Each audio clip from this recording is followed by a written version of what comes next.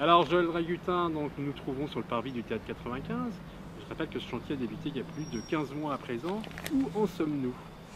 Eh ben, ce chantier avance, il avance plutôt bien et même assez vite. Bien évidemment, c'est un grand chantier qui nécessite effectivement beaucoup de corps de métier. Là, on en arrive au stade final, quoi. Donc, avant effectivement le montage des gradins, avant le montage du grill technique et les finitions, le câblage, etc. Mais bon, là, on est dans le dernier quart, je dirais. Où sommes-nous? Bah, nous sommes devant l'atrium, qui est une sorte de longue rue intérieure qui traverse l'ensemble du bâtiment, qui permet effectivement au public d'être desservi soit à droite dans l'ancienne salle, soit à gauche dans la salle modulable. C'est aussi un grand lieu d'exposition, c'est un lieu festif, c'est un lieu convivial puisqu'il y aura un bar, une librairie et on pourra envisager même des projections vidéo grâce effectivement à l'architecture tout à fait moderne et futuriste qu'a ce lieu. Donc voilà, c'est un lieu tout à fait vital dans le cœur du théâtre. Où en est-on dans la grande salle? Bah oui, donc ça c'est la salle en fait centrale de l'équipement, c'est la partie la plus importante. Comme vous le voyez, le gros œuvre est fait. Maintenant, je pense qu'on en est au câblage, à l'installation électrique, aux revêtements muraux, d'isolation acoustique et d'isolation thermique, les gaines de chauffage. Donc là, le gros œuvre effectivement est fait. Maintenant, il y a toute la partie finition, puis après, le grill technique est déjà installé, comme vous pouvez le voir. Et maintenant, il y a la machinerie installée, il y a la siègerie, la draperie aussi en partie, et puis après toutes les finitions d'accès du public sur la première coursive qui va desservir effectivement, qui permettra au public d'accéder à la salle par le haut, ou effectivement les entrées qui permettront au public d'accéder à la salle par le bas. Ce qu'il faut bien avoir en perspective dans cette salle-là, c'est que c'est une salle qui est modulable. Ce qui veut dire que les gradins pourront effectivement être installés aussi bien d'un côté que de l'autre, bifrontal, quadrifrontal, en rond. En fait, il s'agit d'une immense scène dans laquelle en fait, on met en scène le public. C'est ça qui est important de savoir. La deuxième coursive est destinée au personnel technique, donc n'a pas accès au public. Donc là, moi je pense que dans 2-3 mois, on va voir en fait cette salle s'animer. Donc en fait, maintenant il y a effectivement toute la partie aménagement intérieur qui reste à faire, qui est la dernière phase des travaux, quoi. Alors quelles sont les prochaines étapes? C'est très difficile, je veux dire, à définir des étapes très, très précises parce qu'effectivement, un chantier où il y a 20-30 corps de métier qui interviennent, surtout à la fin, c'est rempli d'aléas, d'incertitudes, d'imprévus.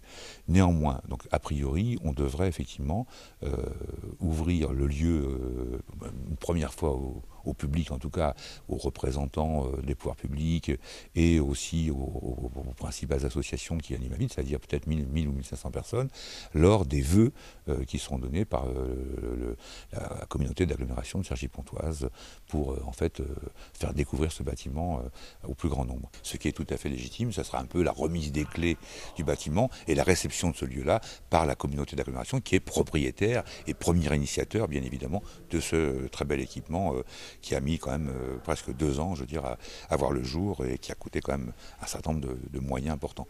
Et donc la communauté d'agglomération, normalement, légitimement, inaugure ce lieu qui lui appartient.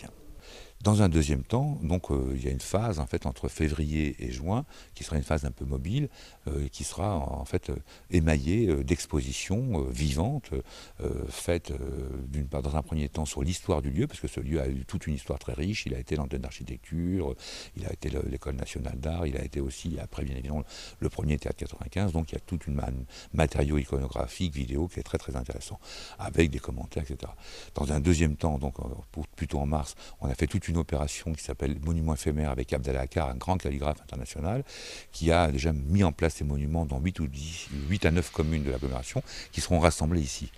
Et puis dans un troisième temps, il y aura en fait une exposition faite de 3 ou 4 installations faites par les étudiants de 5e année de l'École nationale d'art qui est à Cergy-Pontoise et qui a été des locataires il y a quelques années de ce bâtiment. Sur le thème d'architecture, théâtre et urbanisme. avant effectivement d'arriver au théâtre, puisqu'il y a un spectacle de théâtre qu'on va concevoir sur l'histoire du théâtre en mai, pour progressivement introduire l'idée de théâtre de plus en plus dans la population, avant les grandes fêtes officielles de l'inauguration, qui auront lieu le 22, 23 et 24 juin, avec des spectacles de rue, projections vidéo, spectacles grand public, musique, spectacle de création théâtrale, bien évidemment, un spectacle qui s'appelle Visite guidée à partir de personnages issus de mes pièces qui font visiter le lieu, enfin plein de choses dont on aura l'occasion de reparler.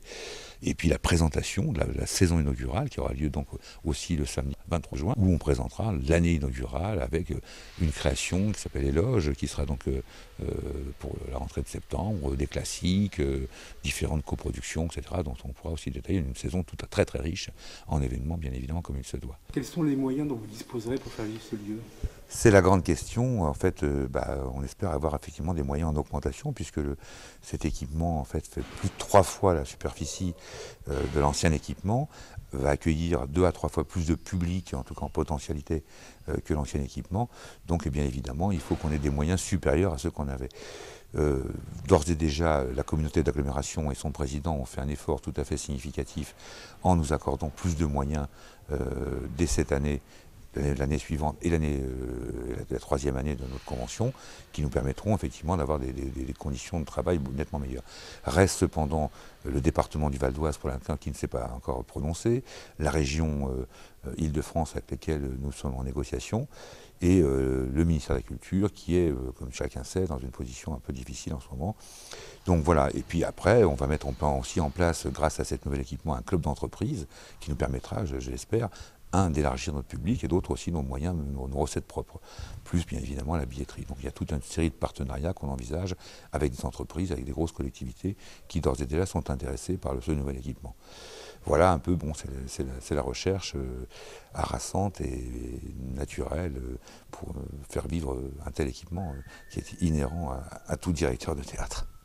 Actuellement, nous sommes déjà en répétition, en écriture, en travail de préparation. C'est très lourd à préparer une saison inaugurale, c'est très lourd à gérer une saison intermédiaire comme celle-ci, puisque nous sommes hors les murs et dans les murs, donc c'est très compliqué. Donc nous écrivons, nous répétons, nous programmons, nous allons voir des spectacles, nous mettons en place des contrats de coproduction, nous recherchons les moyens, bien évidemment, de tout ça.